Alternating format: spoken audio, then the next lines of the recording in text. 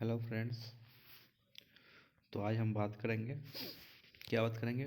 The rules that you have to follow while writing a chemical formula are as follow.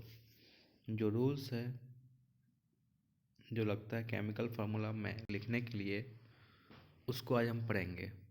तो इससे पहले हम लोग क्या क्या बात किए थे? ये चैप्टर है एटॉम्स एंड मॉलिक्यूल्स।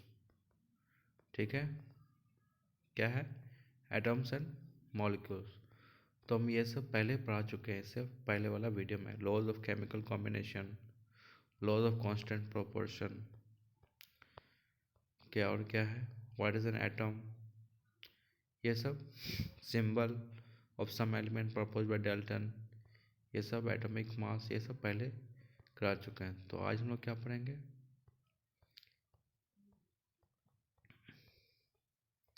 आज हम लोग पढ़ेंगे, यहाँ से स्टार्ट करेंगे। तो बोलते हैं the rules that you have to follow while writing a chemical formula are as follow. यानी कि जो रूल्स है, जो कब इस्तेमाल होता है, कोई भी केमिकल फार्मूला को लिखने के लिए इस्तेमाल होता है, वो यहाँ पे दिया हुआ है। बोलते हैं द वैलेंसीज और charge on the ion must balance. यानी कि जो वैलेंसीज होता है और जो चार्ज होता है आयन में, हमेशा क्या होना चाहिए? बैलेंस होना चाहिए। क्या? बैलेंस होना चाहिए। बैलेंसेज और चार्ज को भी आयन में हमेशा बैलेंस होना चाहिए। ठीक। When a compound consists of a metal and a non-metal, the name or symbol of the metal is written first। यानी कि जब कोई भी कंपाउंड जिसके पास मेटल और नॉन मेटल होता है ना, तो उसमें सबसे पहले हम क्या लिखते हैं? उसका कंपाउंड का नाम लिखते हैं या फिर सिंबल लिखते हैं कोई मेटल का पहले। फॉर एग्जांपल कैल्शियम ऑक्साइड, जैसे क्या हो गया? कैल्शियम ऑक्साइड हो गया, उसका क्या है? CaO। Sodium chloride NaCl, NaCl, iron sulphide FeS, copper oxide CuO, etc। ठीक है। तो सबसे पहले हम लोग क्या लिखते हैं? उसका नाम लिखते हैं या सिंबल लिखते हैं पहले। जैसे क्या हुआ? Oxygen, chlorine, sulphur are non metal and are written on the right side. जैसे कि यहाँ पे क्या दिया है? जो ऑक्सीजन हो गया, क्लोरीन हो गया, सल्फर हो गया, ये सब क्या है? ये सब नॉन मेटल है, और इसको हम लोग हमेशा कहाँ पे लिखते हैं? राइट साइड में लिखते हैं। लेकिन जैसे क्या हो गया? कैल्शियम हो गया, सोडियम हो गया, आयरन हो गया, कॉपर हो गया, ये मेटल है, और इसको हम लोग हमेशा लेफ्ट हैंड साइड में लिखते हैं, बाएं की तरफ लिखते हैं, और नॉन मेटल को दाहिना की तरफ। इन compound formed with polyatomic ions, the number of ions present in the compound is indicated by enclosing the formula of an ion in a bracket and writing the number of ions outside the bracket। यानी कि ऐसा compound जो polyatomic, जिसमें ion क्या? Polyatomic, बहुत सारा ion से बना हुआ होता हो, तो उसको हम लोग क्या, कैसे इंडिकेट कर देंगे?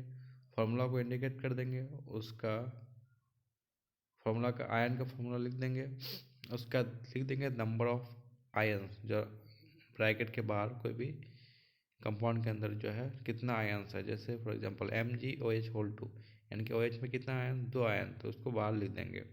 देखो, in case the number of polyatomic ion is 1, अगर पॉलीएटॉमिक आयन में उसका नंबर क्या है? 1 हो, तो ब्रैकेट रिक्वायर नहीं है, क्योंकि एक ही बोल रहा है, जैसे NaOH, है ना। अब आते हैं क्या? Formula of a simple compound. यानी कि कोई भी कंपाउंड होता है, कंपाउंड तो बहुत तरह का होता है, कोई कॉम्प्लेक्स कंपाउंड होता है, कोई सिंपल कंपाउंड होता है। तो जो फार्मूला होता है सिंपल कंपाउंड का, उसके बारे में हम लोग देखेंगे क्या होता है। The simplest compound which are made up of 2 different element are called binary compound. यानी कि जो सिंपलेस्ट कंपाउंड होता है ना, जो 2 तरह का अलग अलग एलिमेंट से बना हुआ होता है, उसको हम लोग क्या बोलते हैं? बाइनरी कंपाउंड बोलते हैं। क्या बोलते हैं? बाइनरी कंपाउंड बोलते हैं, जो 2 अलग अलग एलिमेंट से बना हुआ होता है। Valencies of some ion are given in table 3.6। यानी कि जो वैलेंसीज दिया है कुछ आयन का, वो 3.6 में दिया हुआ है। You can use this to write the formula for compound. तो आप लोग क्या कर सकते हैं? इसको लिख सकते हैं, उसका फार्मूला को भी, कंपाउंड का फार्मूला का इस्तेमाल के लिए। तो बोलते हैं while writing the chemical formula for a compound. जब हम लोग क्या करते हैं? केमिकल फार्मूला लिखते हैं कोई भी कंपाउंड का, we write the constituent element and their valencies as shown below. तो हम लोग उस एलिमेंट को लिखते हैं और उसका वैलेंसीज कितना है उसको लिखते हैं। Then we crossed over the valencies of the combining item. तब हम लोग क्या करते हैं, जैसे यहाँ पे क्रॉस किए हैं तब क्रॉस करते हैं कंबाइनिंग आइटम का वैलेंसीज के साथ। जैसे क्या है, फार्मूला ऑफ हाइड्रोजन क्लोराइड, यानी कि हाइड्रोजन क्लोराइड का फार्मूला क्या होता है, सिंबल हाइड्रोजन का H, क्लोराइड क्लोरीन का क्लोराइड यानी कि Cl, तो वैलेंसीज हाइड्रोजन का 1 क्लोरीन का 1। तो यहाँ पे क्या हो गया, formula of A compound would be HCl, यानी कि दोनों का वैलेंसीज 1 है इसलिए HCl। अब देखते हैं formula of A hydrogen sulphide. यहाँ पे क्या बोला है, हाइड्रोजन सल्फाइड का फार्मूला देने बोला है। तो hydrogen H, sulphide S, symbol hydrogen का 1 सल्फाइड का 2, सल्फाइड का नहीं हाइड्रोजन का 2 सल्फाइड का 1। तो यहाँ पे फार्मूला क्या हो गया H2, यानी कि H में 2 है, S जैसा था वैसा ही आ गया। ठीक उसी तरह और एग्जांपल दिया गया है यहाँ पे, जैसे formula of A carbon tetra chloride. किसका फार्मूला दिया है,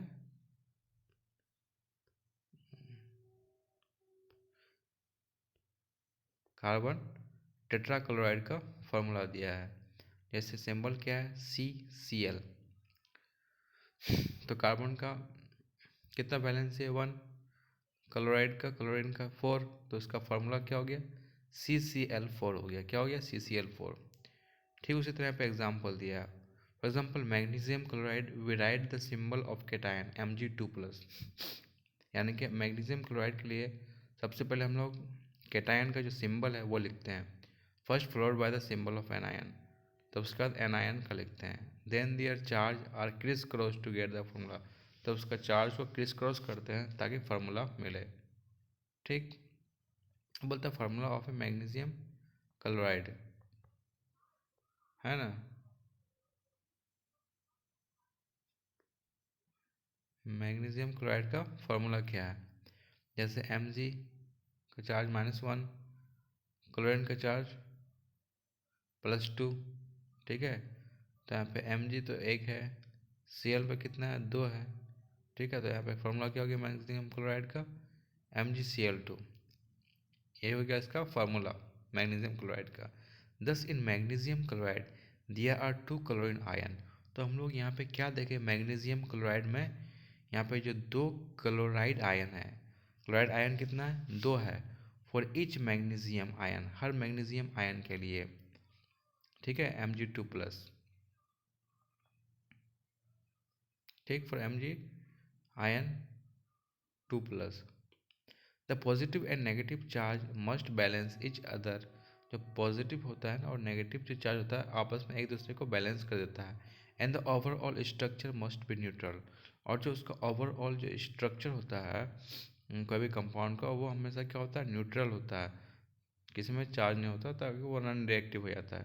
note that in the formula, और जो ये नोट क्या करना, ये जो फार्मूला होता है the charge on the ion are not indicated. जो चार्ज होता है आयन में यहाँ पे दिया हुआ नहीं रहता है, इंडिकेट किया हुआ नहीं रहता है कितना चार्ज है। सम मोर एग्जाम्पल, जैसे कुछ और एग्जाम्पल दिया गया है, क्या दिया गया, formula of A aluminium oxide. किसका फार्मूला दिया है, अल्मोनियम ऑक्साइड का फार्मूला दिया, अल्मोनियम का सिंबल Al, ऑक्साइड का O। यहाँ पे क्या दिया, Al का चार्ज -2, O का चार्ज +2, तो फार्मूला क्या हो गया Al2, यानी कि एक Al के अल्मोनियम के पास 2 आयंस है, ऑक्साइड के पास 3 है, तो क्या हो गया फार्मूला Al2O3 हो गया। ठीक उसी तरह formula of A calcium oxide. किसका फार्मूला, कैल्शियम ऑक्साइड का फार्मूला। तो कैल्शियम के पास कितना 2 हो गया, ऑक्साइड के पास कितना हो गया +2 हो गया, और कैल्शियम के पास -2। Here the valencies of 2 element are same. यहाँ पे क्या जो वैलेंसीज है कोई भी 2 एलिमेंट का, यहाँ पे कैल्शियम का ऑक्साइड का सेम है। यू में अराइव एट द फार्मूला, आप यहाँ पे फार्मूला पे अराइव कर सकते हैं Ca2O2, but we simplify the formula as CaO। हम लोग Ca2O2 भी लिख सकते हैं, लेकिन हम लोग सिंप्लीफाई यानी कि नॉर्मल वे में कैसे लिखते हैं CaO।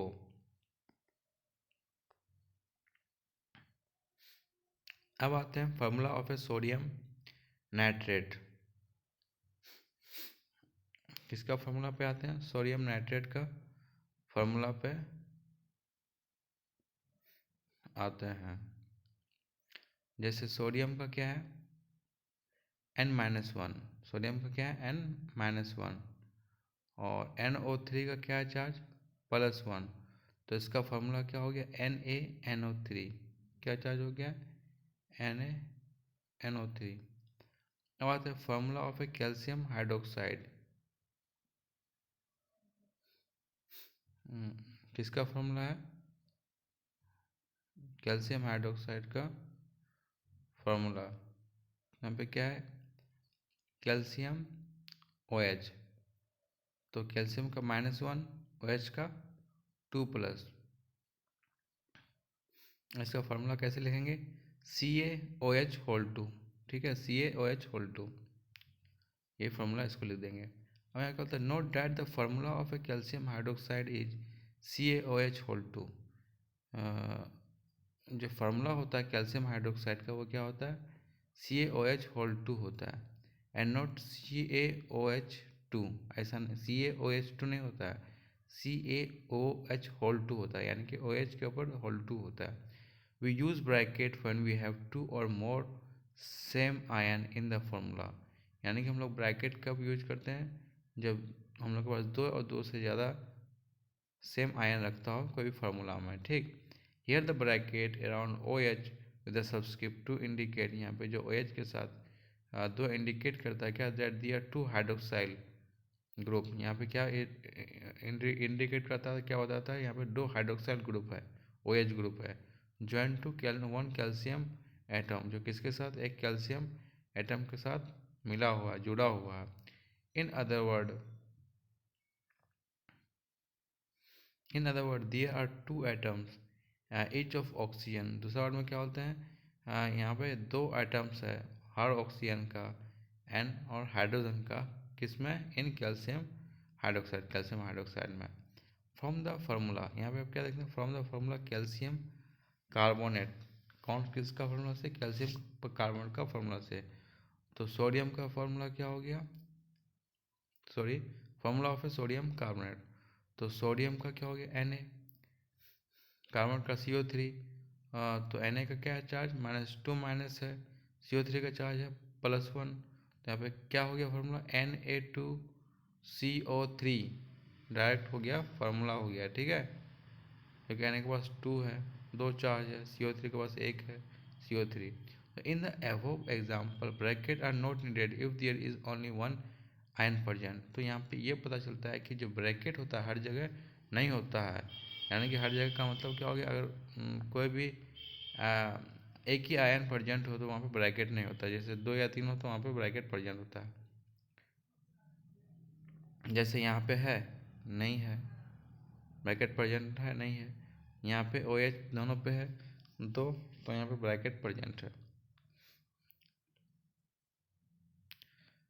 अब आते हैं क्या in the example bracket are not needed if there is only one ion present, अगर वहाँ पे एक ही आयन प्रेजेंट होता है,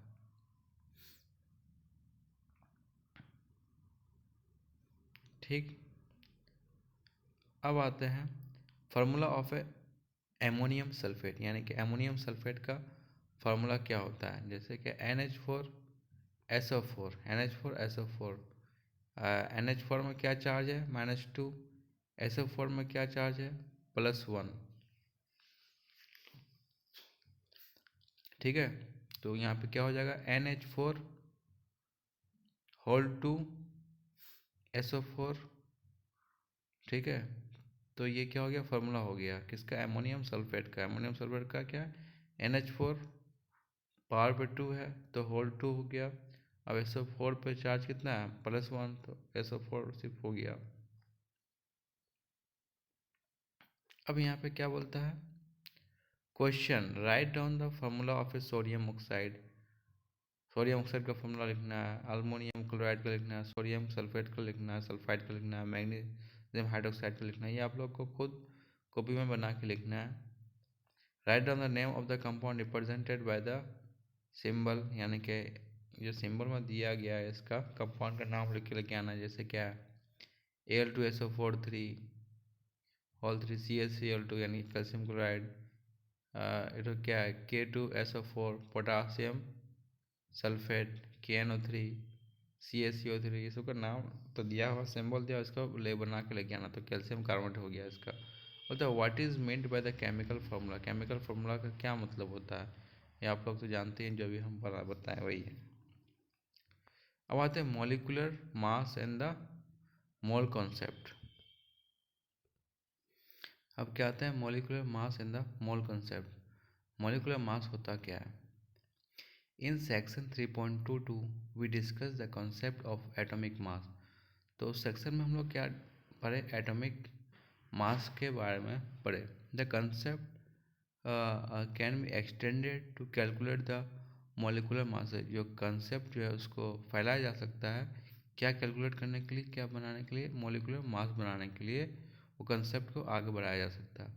the molecular mass of a substance is the sum of the atomic mass of all the atoms in a molecule of a substance। यानी कि जो molecular mass होता है कोई भी सब्सटेंस का, वह सम है सभी एटॉमिक मास का कोई भी एटम में का मॉलिक्यूल में उस सब्सटेंस का।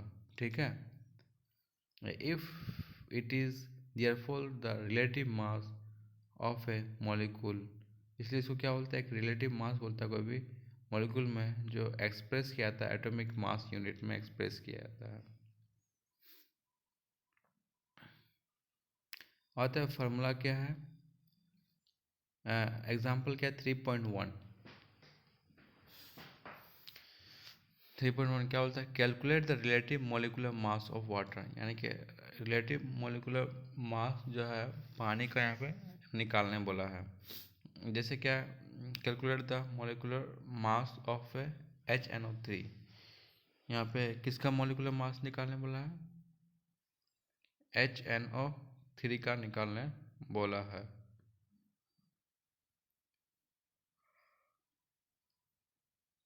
और किसका निकालने बोला है?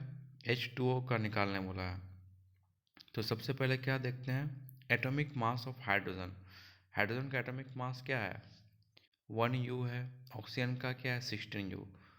तो इसलिए इसका मॉलिक्यूलर मास क्या हो जाएगा? Of water which contain 2 atom of hydrogen. Water के पास 2 हाइड्रोजन का एटम है और 1 एटम ऑफ ऑक्सीजन। यानी कि मॉलिक्यूलर मास पानी में क्या होता है? 2 एटम है हाइड्रोजन का और 1 एटम है ऑक्सीजन का। तो हाइड्रोजन का 2 × 1, क्योंकि एटॉमिक मास हाइड्रोजन का 1U होता है, यहाँ पे 2 होता है H2O 2 × 1 प्लस 16 × 1, क्योंकि ऑक्सीजन एक ही है। दोनों मिलाकर के क्या हो गया? 18U हो गया। तो ये 18 एटॉमिक मास हो गया किसका? वाटर का हो गया। ठीक उसी तरह the molecular mass of HNO3, यानी कि HNO3 का मॉलिक्यूलर मास क्या होता है? तो the atomic mass of H plus the atomic mass of N+3 × atomic mass of 0। तो क्या हो गया? 1 + 4 + 48 = 63 हो गया किसका? HNO3 का। अब आते हैं formula, a unit mass. Formula क्या? एक यूनिट मास है। The formula unit mass of a substance is a sum of atomic mass. यानी कि जो फार्मूला यूनिट मास जो होता है कोई भी सब्सटेंस का, एक तरह का सम है कोई भी एटॉमिक मास का हर एटम में उस फार्मूला या कंपाउंड का जो होता है वही बोलता है। Formula atomic formula unit mass is calculated in same manner as we calculate the molecular मास।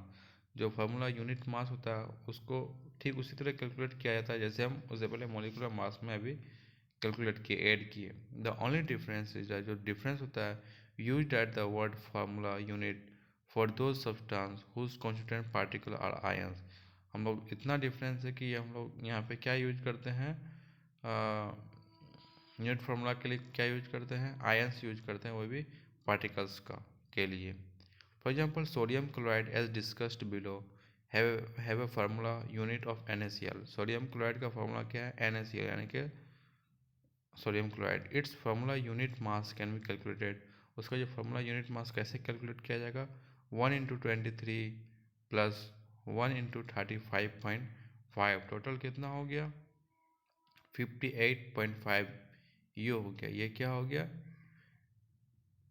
ये क्या हो गया इसका फार्मूला, एटॉमिक फार्मूला यूनिट मास हो गया। अब बोलता है formula unit mass of CaCl2। CaCl2 का फार्मूला ऑफ यूनिट मास निकालना है, तो atomic mass of A Ca plus 2 into atomic mass of Cl। तो Ca का एटॉमिक मास क्या है 40 प्लस 2 इंटू 35.5। ठीक है, Cl का 35.5 होता है, कार्बन का क्या होता है 40 होता है। तो यहाँ पे दोनों मिला के कितना हो गया 40 प्लस 71 इज इक्वल 111 हो गया।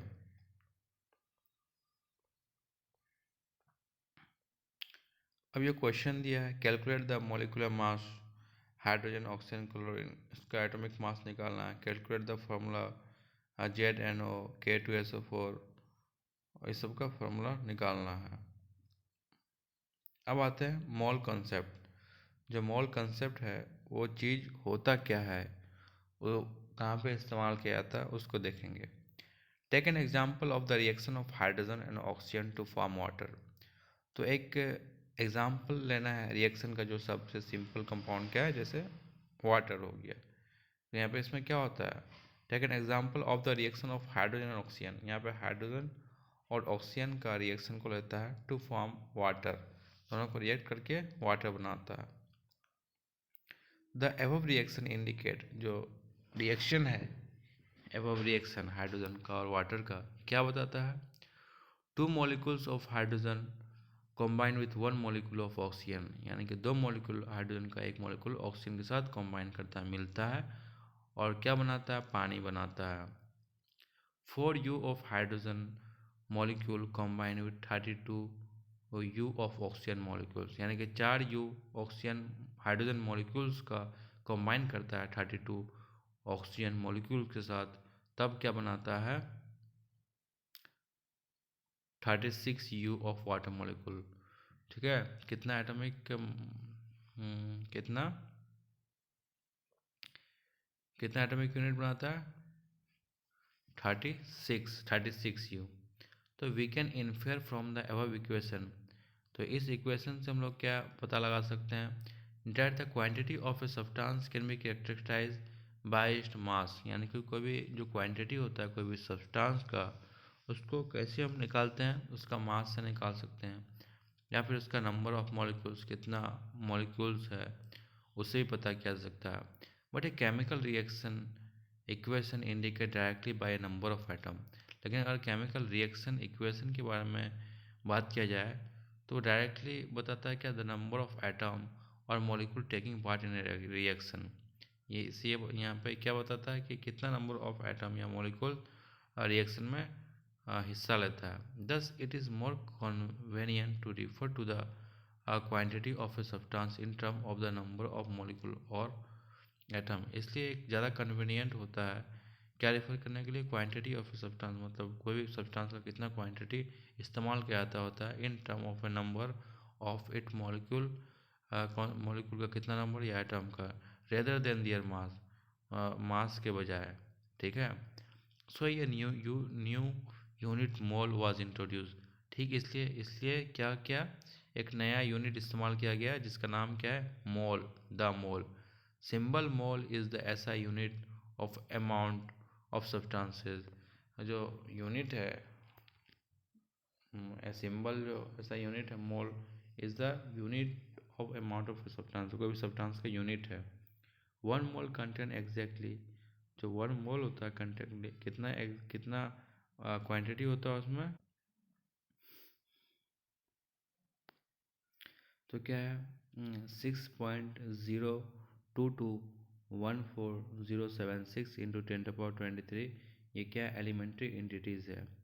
मतलब this number is the fix numerical value of A Avogadro constant, ये जो नंबर है क्या है फिक्स न्यूमेरिकल वैल्यू है किसका, एवोगाड्रो कांस्टेंट का। ठीक है, N A when express in the unit mole and is called Avogadro number, जब उसको मोल में एक्सप्रेस करते हैं उसको हम लोग क्या बोलते हैं, एवोगाड्रो नंबर बोलते हैं। The amount of a substance symbol n of a system is a measure of a number of a specified elementary entities. जो कोई भी अमाउंट है कोई भी सब्सटेंस का एक तरह का मेज़र है उस नंबर का एलिमेंट्री एंटिटीज में, ठीक है। एन एलिमेंट्री एंटिटी में बी एन एटम। जो एलिमेंट्री एंटिटी हो सकता है वो क्या है, एटम हो सकता है, मॉलिक्यूल हो सकता है, आयन हो सकता है, इलेक्ट्रॉन हो सकता है, या फिर कोई अदर पार्टिकल हो सकता है, या फिर स्पेसिफाइड ग्रुप ऑफ पार्टिकल हो सकता है, कोई भी ग्रुप हो सकता है पार्टिकल का। The mole is the amount of a substance of a system. Mole क्या एक तरह का मात्रा है कोई भी सब्सटेंस का सिस्टम में, जिस पे पास क्या है 6.0221407 इंटू 10⁻³ स्पेसिफाइड एलिमेंट्री एंटिटीज। इसमें इतना एंटिटीज है, पर्याप्त मात्रा है, ठीक है। One mole of anything, one mole of anything कोई भी चीज़ का वन मोल कितना होता है 6.022 इंटू 10⁻23 इन नंबर। एज वन डजन, जिससे क्या होता है 1 डजन में 12 नोज होता है, 1 ग्रोस में 144 नोज होता है। Beside being related to a number, a mole has one more advantage over a dozen और ए ग्रोस। यानी कि सिर्फ नंबर के अलावा मोल के पास एक और भी एडवांटेज है, किसके बढ़कर, डजन से और ग्रोस से बढ़कर। The advantage is that mass of one mole of a particular substance is also fix. यानी कि 1 मोल का जो मास होता है कोई सब्सटेंस का हमेशा फिक्स रहता है, जैसा है वैसे ही रहता है, चेंज नहीं होता, बदलता नहीं है। The mass of a 1 mole of a substance is equal to the relative atomic mass और मॉलिक्यूलर मास इन ग्राम। जो मास होता है 1 मोल सब्सटेंस का हमेशा बराबर होता है रिलेटिव एटॉमिक मास या फिर मॉलिक्यूलर मास ग्राम का। The atomic mass of an element give us the mass of an atom of that element in the atomic mass unit. जो एटॉमिक मास है कोई भी एलिमेंट का, वो क्या देता है, मास बताता है एक एटम का उस एलिमेंट में जो प्रेजेंट है। To get the mass of mole of an atom, यानी कि कोई भी मोल ऑफ एटम का जब मास निकालना होता है तो वो क्या होता है, डैट इज मोलर मास। वो क्या होता है, मोलर मास होता है। We have to take the same numerical value, हमको सेम न्यूमेरिकल वैल्यू लेना पड़ता है जो पहले लिए थे, but change the unit from AU to G। ये जो ये क्या एटॉमिक मास है ना, तो यहाँ पे यू से लेके जी का सिंबल देना पड़ता है, तो क्या हो जाता है, मोलर मास होता है। तो molar mass of atom is also known as gram atomic mass. तो मोलर मास को भी एटम को ग्राम एटॉमिक मास भी बोला जाता है या बोलते हैं। For example atomic mass of A hydrogen, यानी कि हाइड्रोजन का एटॉमिक मास क्या होता है 1U। So the gram atomic mass of hydrogen is 1G। तो इसलिए जो ग्राम एटॉमिक मास जो होता है हाइड्रोजन का 1G होता है। बोलता है 1U hydrogen has only 1 atom of hydrogen. यानी कि 1U हाइड्रोजन के पास हमेशा एक एटम होता है हाइड्रोजन का। 1 ग्राम हाइड्रोजन का हमें हमेशा क्या होता है 1 मोल एटम होता है। डैट इज़ 1 ग्राम हाइड्रोजन में 1 मोल ऑफ एटम होता है। इसका मतलब क्या होता है, 1 ग्राम में कितना होता है 6.022 इंटू 10⁻³ एटम्स ऑफ हाइड्रोजन होता है। ठीक उसी तरह 16U कंटेंट 16U ऑक्सीजन, यानी कि 16U एटॉमिक मास यूनिट जो है के पास क्या होता है ओनली 1 एटम ऑफ ऑक्सीजन। इसके पास सिर्फ एक एटम होता है ऑक्सीजन का। 16 gram oxygen has 1 mole atom that is 6.022 into 10⁻23 atom of oxygen. यानी कि 16 ग्राम जी के पास 1 मोल होता है एटम का, और उसका ये क्या है, नंबर क्या है 6.022 इंटू 10⁻23 एटम ऑफ ऑक्सीजन। अब बोलता है to find the gram molecular mass और molar mass of a molecule. अगर हमको क्या निकालना पड़े, ग्राम मॉलिक्यूलर मास निकालना पड़े या फिर मॉलिक्यूलर मास निकालना पड़े कोई भी सब्सटेंस कोई भी मॉलिक्यूल का, तो हम लोग क्या करते हैं, we keep the numerical value the same as the molecular mass. हम लोग हमेशा वैल्यू को सेम रखते हैं जो न्यूमेरिकल मास का होता है। But simplify change unit as given from U to G। बस इतना चेंज करते हैं कि उसको U से G में कन्वर्ट करते हैं, बदल देते हैं। For example we have already calculated molecular mass of hydrogen. जैसे हाइड्रोजन का हम लोग कैलकुलेटेड कर चुके हैं ये उसका कितना होता है मोलिकुलर मास 18 U होता है।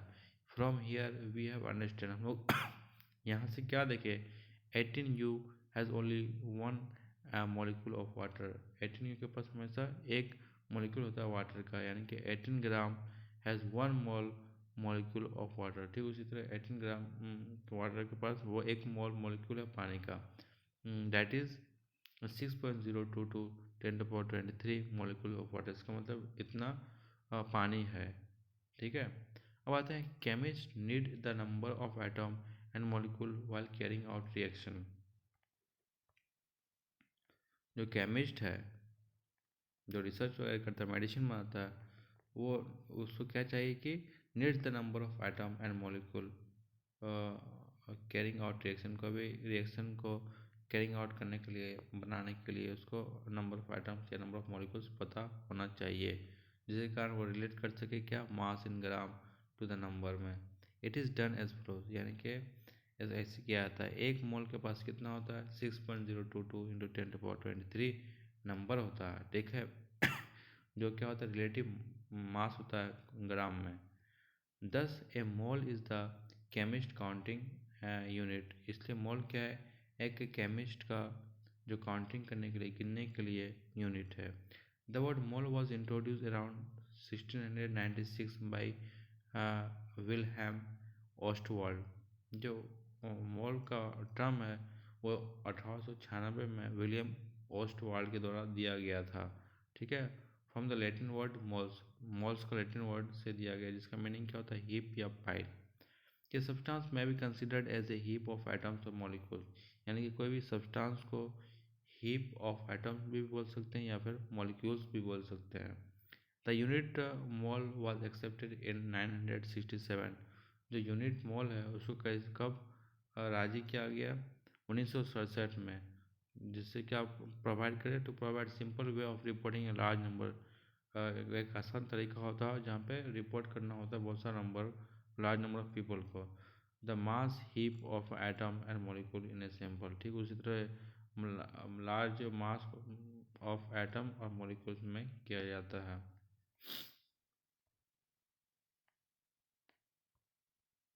ठीक,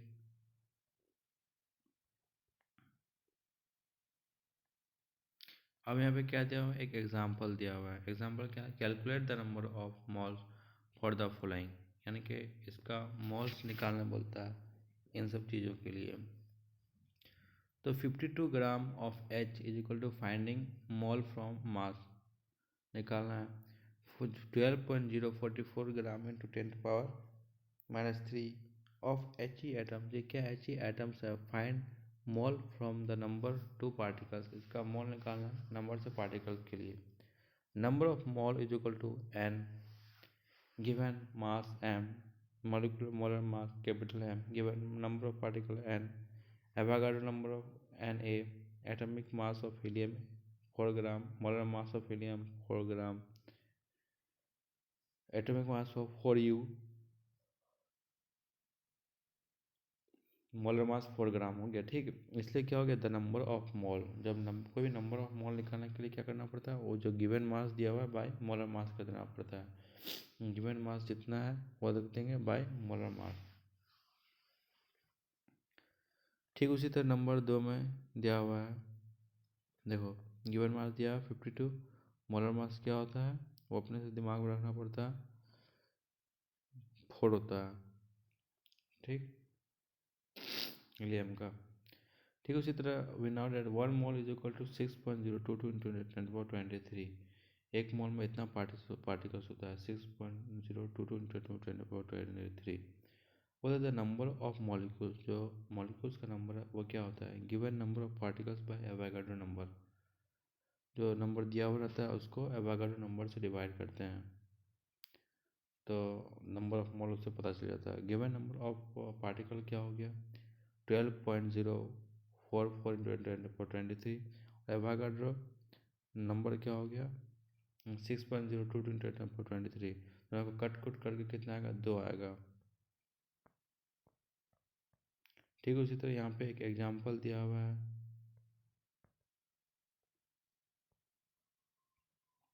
calculate the mass of the following, mass निकालने बोला है 0.5 mole of N2 gas mass from mole of molecular mass, तो उसका हमको मास निकालने बोला है। तो मास क्या है, equal to mass is equal to क्या होता है, molar mass into number of moles. Mass का मतलब होता है molar mass into number of moles. तो मास क्या हो गया, m इंटू एन हो गया। तो मोलर मास कितना दिया हुआ है 28 इंटू 0.5 होगा, ठीक है, 25 इंटू 0.5 हो गया।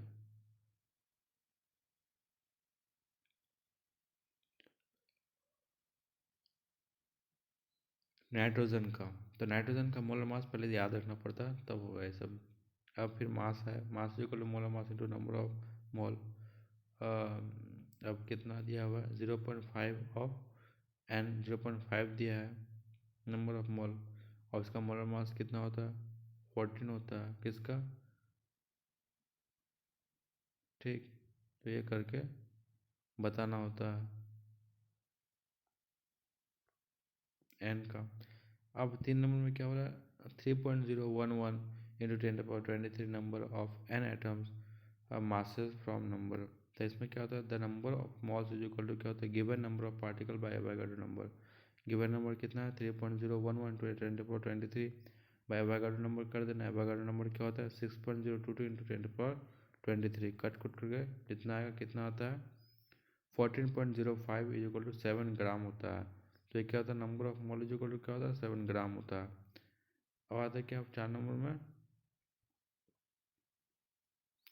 6.022 into 10⁻23 of N2 molecule mass from number. यहाँ पे मास फ्रॉम नंबर से करना है, ठीक है। तो n is equal to n/n2, यानी कि m is equal to m n/n2, यानी कि 28 इंटू 6.02223 6.02223।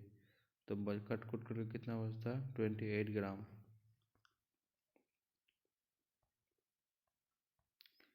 ठीक उसी तरह यहाँ पे क्या होता है calculate the number of particles in each of the flowing, और नंबर ऑफ पार्टिकल्स कैलकुलेट करना है जिसमें क्या है 46 ग्राम है सोडियम एटम्स का फ्रॉम द मास, फिर 8 ग्राम है ऑक्सीजन मॉलिक्यूल्स का फ्रॉम द मॉलिक्यूल फॉर्म मास है, फिर 0.1 मोल ऑफ कार्बन है जो नंबर ऑफ गिवन मोल है, उस मोल का दिया हुआ नंबर पे। अब number of atom is equal to क्या होता है given mass by molar mass into Avogadro number. इससे क्या पता चलता है हमको नंबर ऑफ एटम पता चल जाता है। तो गिवन मास जितना है मोलर मास जितना है उसका एवोगाड्रो नंबर से मल्टीप्लाई कर देना है। तो गिवन मास कितना है 46, मोलर मास कितना होता है 23 into 6.022 10⁻23, N is equal to कितना हो गया number of atom is equal to क्या कितना हो गया 12.04 ये किससे क्या पता चला गया हमको नंबर ऑफ एटम का पता चल गया। ठीक उसी तरह यहाँ पे नंबर ऑफ मॉलिक्यूल्स है। नंबर ऑफ मॉलिक्यूल्स क्या होता है given mass by molar mass into Avogadro number. तो atomic mass of oxygen is equal to क्या होता है 16 जो होता है। अब मोलर मास ऑफ O2 क्या हो जाएगा 16 इंटू 2, दो O2 है ना 32 हो जाए। तो n is equal to number of क्या मॉलिक्यूल इज इक्वल टू क्या होता है 8 निकलेगा ना।